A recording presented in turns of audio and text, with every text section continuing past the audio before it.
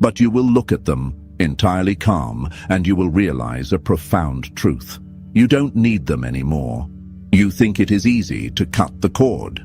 You think walking away from external validation is just a matter of deciding to be independent. It is a slaughter. It is the deliberate destruction of your own safety net. To truly understand the cost of this psychological sovereignty, you must look at the man who mapped this territory. Carl Jung did not discover the process of individuation by reading about it. He discovered it by setting his own life on fire. In the early 1900s, Jung was the golden boy of the psychoanalytic world. He was the chosen heir to Sigmund Freud. Freud, the undisputed king of the discipline, looked at Jung and saw his successor. Jung had everything a young, ambitious mind could crave. The absolute approval of his idol, a guaranteed legacy, prestige, and the safety of the psychoanalytic establishment. He was at the center of the universe. But there was a catch. Freud demanded absolute ideological obedience. To keep the crown, Jung had to suppress his own expanding theories. He had to amputate his own psychological discoveries to fit into Freud's rigid box. Jung faced the ultimate human dilemma, the same dilemma you face every single day. Do you choose the warmth of the herd and the approval of the father figure, or do you choose the terrifying, freezing reality of your own mind? In 1913, Jung made the cut. He published his dissenting ideas. He shattered the relationship. The fallout was apocalyptic for him. Freud excommunicated him. His colleagues turned their backs. The establishment labeled him a mystic and a traitor. Jung was entirely, brutally isolated. He lost his professional world, his friends, and his mentor in one violently swift stroke. It broke him. He fell into a state of profound disorientation. He described it as a state of inner uncertainty, a complete collapse of his external reality. But this collapse was exactly the required catalyst. Because he had no one left to look up to, he was forced to look down into himself. This was the period where he retreated to his study, opened the Red Book, and engaged in direct, unfiltered dialogue with his own unconscious. By severing his deepest attachment to external validation, he forced his psychic energy to collapse inward. He stopped being Freud's disciple and became Jung. You have a Freud in your life right now. It might be a person, a toxic partner you are terrified to lose, a friend group that constantly belittles your ambition but provides you with weekend entertainment, a career path you hate but keeps your parents proud, a societal expectation that dictates how you should behave, what you should believe, and who you should be. You are clinging to it because it provides the illusion of structure. You must take the knife and cut it. You must intentionally trigger your own social or emotional exile. It will feel like psychological death. Your nervous system will scream at you to go back, to apologize, to conform, to beg for the chains to be put back on your wrists. Let it scream.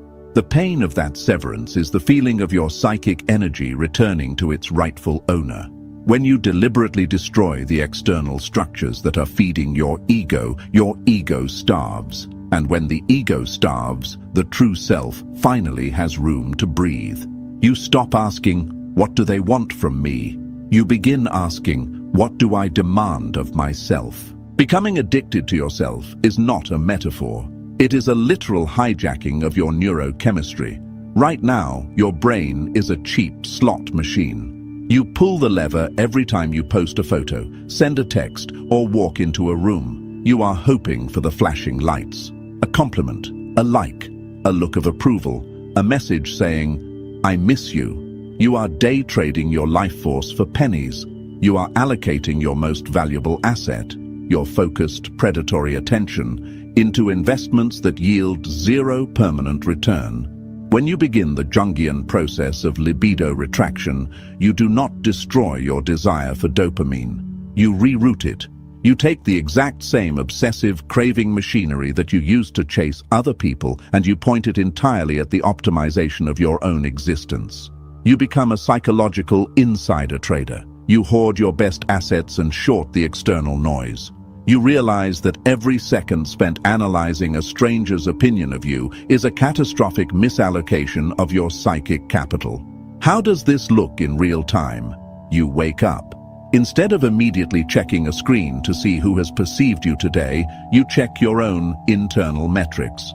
What is the baseline? What is the objective? You go to the gym, but not to build a body that someone else will desire. You train to witness the violent, mechanical perfection of your own discipline. You read, not to sound intelligent at a dinner party, but to arm your mind with weapons no one can ever take from you. You build your business, your art, or your skill with a cold, terrifying intensity. You begin to derive visceral, addictive pleasure from your own evolution. When you successfully ignore a provocation that would have ruined your entire week a year ago, you feel a hit of dopamine. When you sit alone in a room on a Friday night, working on your master plan while everyone else is out numbing their mediocrity with alcohol and cheap socialization, you feel a deep, intoxicating surge of superiority.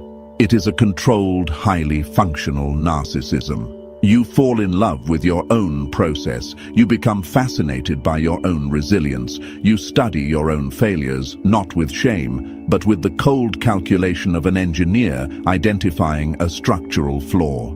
I reacted emotionally there. The structural integrity failed. I will reinforce that neural pathway. It will never happen again. This is the ultimate high. The realization that you are the architect, the material, and the masterpiece. People will look at you and mistake this obsession for arrogance. They will call you self-centered. They will say you have changed. Let them talk. The opinions of the stagnant are irrelevant to the rapidly evolving. They are angry because you have closed the bank. You are no longer handing out free loans of your energy to subsidize their lack of purpose. You have taken your capital and invested it entirely into the monopoly of your own mind. And the returns are exponential. There is a final dark layer to this addiction, a mechanism so deeply hidden in the human psyche that when you uncover it, it shatters the way you view every relationship you have ever had. Jung identified that we all possess an inner masculine or feminine counterpart. The anima in men, the animus in women. It is the unconscious representation of your unlived potential. But because you are terrified of this immense internal power, you refuse to embody it. Instead, you project it outward. You scan the crowd, you find someone who exhibits a fraction of those traits, and you fall desperately, obsessively in love with them. Or you find an idol, a mentor, a leader, and you worship them. You are not actually in love with them. You are in love with the unactualized parts of your own soul that you have pasted onto their face. You are attracted to her wild, unapologetic freedom because you have caged yourself in rules. You are obsessed with his dark, imposing confidence because you are crippled by self-doubt. You worship that entrepreneur's relentless focus because you are drowning in distraction. You use them as a surrogate for your own greatness. You try to possess them so that you can possess those traits by proxy. This is why relationships fail. This is why idols disappoint you. Eventually, the human being underneath the projection makes a mistake. The mask slips. They show weakness. They act selfishly, and your illusion shatters. You become bitter. You feel betrayed. They did not betray you. You burdened a flawed mortal with the weight of your own undeveloped godhood. To become truly mentally untouchable, you must execute the most ruthless maneuver in Jungian psychology. You must rip the projection off their face and swallow it whole. You must consume the idol. When you feel that magnetic, desperate pull towards someone because of a specific trait they possess, stop. Do not chase them. Do not try to win them over. Isolate the trait. What is it? Is it their ruthlessness? Is it their charm? Is it their unshakable calm under pressure? Identify it. Then brutally force yourself to cultivate that exact trait within your own personality. If you want their discipline, do not date them to feel disciplined by association. Become the most disciplined entity in your zip code. If you are captivated by their mysterious, quiet power, stop talking. Shut your mouth and become the mystery. You stop seeking the missing pieces of your puzzle in the pockets of other people. You manufacture the pieces yourself. This is the process of integration. You become the Ouroboros, the serpent eating its own tail, a completely self-contained, self-generating engine of reality. When you achieve this, your relationships fundamentally change. You no longer enter a room looking for someone to complete you. You enter the room already complete. You do not need anything from anyone. You engage with people purely by choice, not by necessity. And because you need nothing, you have all the leverage. You become a psychological black hole. Your density is so absolute that light cannot escape you. People will be inexplicably drawn to you. They will try to project their unlived potential onto you. They will see you as the savior, the rebel, the stoic, the master. You will watch them do it. You will recognize the mechanics, and you will remain entirely unfazed because you know the truth. You are not their savior. You are simply a mirror, reflecting the heavy, terrifying reality of a human being who has stopped outsourcing their existence and finally taken the throne of their own mind. The moment you become addicted to yourself, reality warps. It is not magic. It is the mechanics of human perception. When you remove your attention from the world suddenly starves for your attention. The people who ignored you will start watching your moves. The systems that rejected you will try to recruit you. The individuals who used you will suddenly find themselves intimidated by your silence. They will sense the shift. They will feel the withdrawal of your participation. They will realize, with a sudden sinking dread, that they no longer have any collateral to hold against you. You do not care if they leave. You do not care if they stay. You are too busy building the empire in your head to care about the politics of the peasants. You have traded the exhausting, hollow pursuit of being liked for the cold, unshakable reality of being feared, respected, and entirely free. You have survived the therapeutic darkness. You have faced the monster, consumed the projection, and emerged as the architect. But as you stand in the center of your newly forged isolation, a question will rise from the depths of your integrated shadow.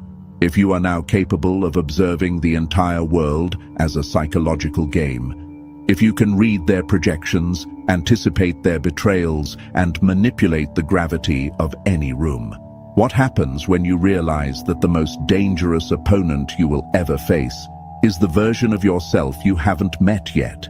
If this opened your eyes, understand this is only what I can show publicly. There are videos I cannot upload for everyone. There are aspects of dark psychology that I simply cannot discuss publicly on YouTube without being censored or demonetized. The algorithm suppresses the most powerful information. Those exist behind the join button. If you're still here, you're not like the others. Subscribe if you haven't. But if you want what's hidden, click the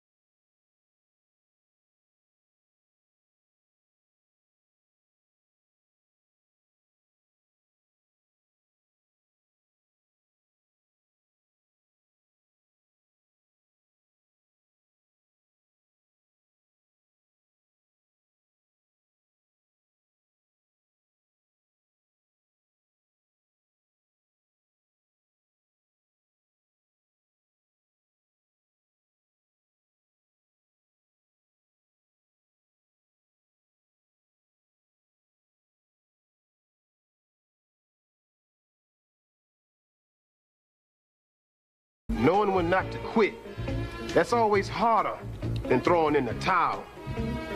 Don't assume you can't handle a tough situation. You don't know that until you try.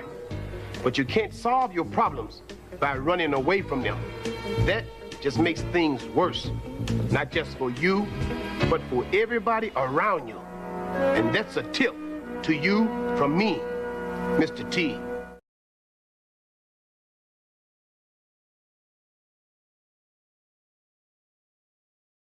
Instantly, I regret saying that. That was a horrible thing to say. It's just, I'm getting powers, and I'm very upset with how I'm acting right now. I just have a very hard time expressing my emotions, and I can't stop from yelling. So I'm very sorry. I don't mean to offend you, Wayne. You have fucking pissed me off, but I'm just very upset right now. So I'm going to go ahead and go. But I'm not going to stop yelling because then that'll mean I lost the fight. So please leave a key under the mat. I love y'all very much. Peace out. Where the fuck my blunt? Where the fuck my cup? Where the fuck my wreath? I'm smoking on kids. I'm smoking on kids.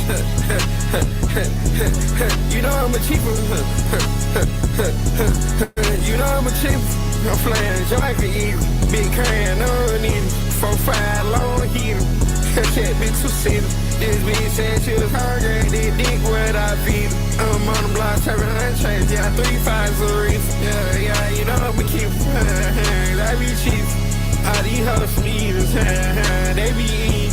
Cut the lights out, we gon' pull up creep. We got 4, 6, we 4 deep in the photo Jeep. My boy trigger figure is here, leave the brains on the seat. My trigger figure is here, I feel like D-Way with the heat. Made him do the running, man, we said something right there, shots at his feet.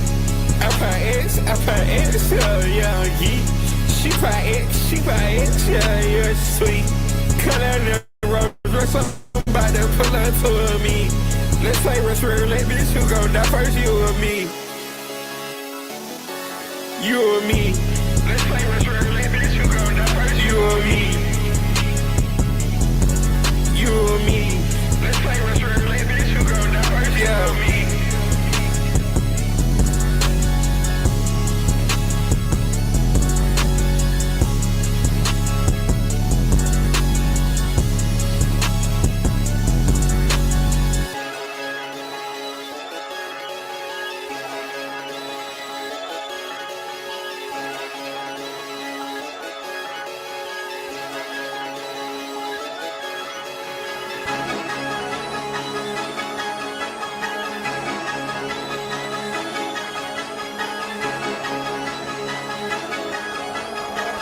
Made the beat, practice, took it out the oven. Yeah, I've been fighting my demons, huh? I've been fighting my demons, huh?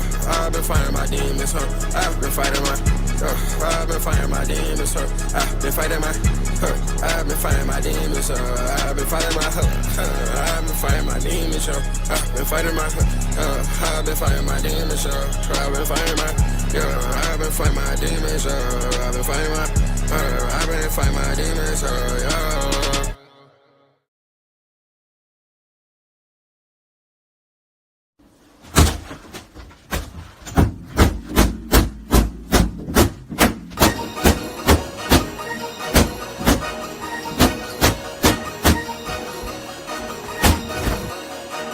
Man.